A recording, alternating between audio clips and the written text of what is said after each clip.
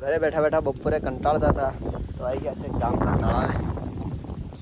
પાછળ તમે દેખી શકો છો અમારા ગામનું તળાવ છે. હવે અહીંયા બતાવીએ તમને અમારા ગામનું તળાવ.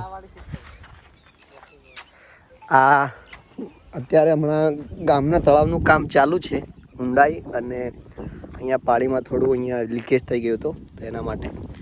આ છે નેર. અહીંયાથી પાણી સિસ્ટમ કંઈ ગોઠવેલી હોય છે ને અહીંયાથી ગામમાં પાણી જાય એવી તમને બતાવીએ. પહેલાં આ દેખી લો, તળાવ છે અમારા ગામનું. અને ચોમાસામાં અહીંયા નજારો એટલો મસ્ત હોય છે ને ભાઈ, શું કહું, જોરદાર.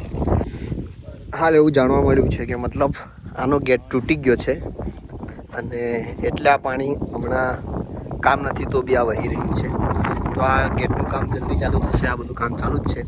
કારીગર આવે એટલે આ ગેટનું કામ બી ચાલુ થશે. પછી પાણી જરૂરિયાત મુજબ અહીંથી રિલીઝ કરવામાં આવશે. આ બાજુ અહીંયા નીચે તમે દેખી શકો છો, અહીંયા પાણી નીકળે સામે. નીચે જઈને બતાવું તમને. યાર रिक्स ले रहे हैं गाइस, रिक्स ले रहे हैं. जब पड़ियो हम तो डायरेक्ट नीचे.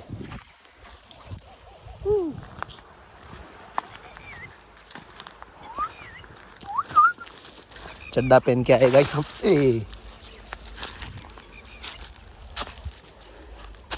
यहाँ से किधर जाए, यहाँ से ये पकड़ के फुल स्ट्रेचिंग गाइस. और तेरी चंपल भी निकली गयो.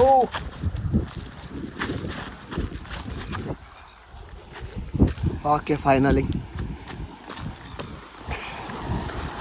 પેલું પાણી અહીંયા નીકળે છે.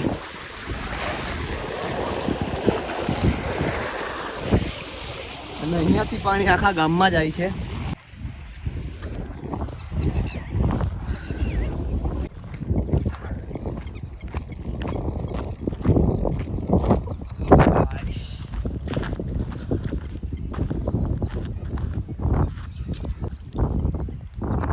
મસ્ત ઠંડો ઠંડો પવન આવી રહ્યો છે. અહીંયા સામે તમે જીસીબી દેખી શકો છો. હજુ મારા ऊपर चढ़वानुं છે. चढ़ाई कि नहीं चढ़ाई. यहाँ से मेरे को एक शॉर्टकट मिला है. मतलब शॉर्टकट तो नहीं बोलेंगे लेकिन ऐसा मतलब रास्ता है. चढ़ने की कोशिश करता हूँ. अगर गिर गया तो ब्लॉग नहीं आएगा.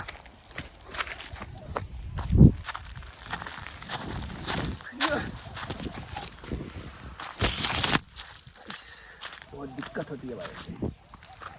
ऐसे फिर यहाँ से ऐसे. पहले क्यों ये रास्ता नहीं मिला भाई.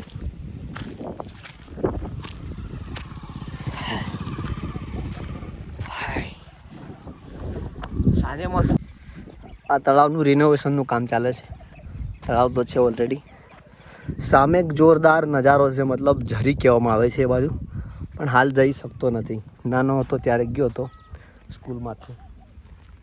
ટાઈમ મળે તો એ બાજુ બી જઈશ.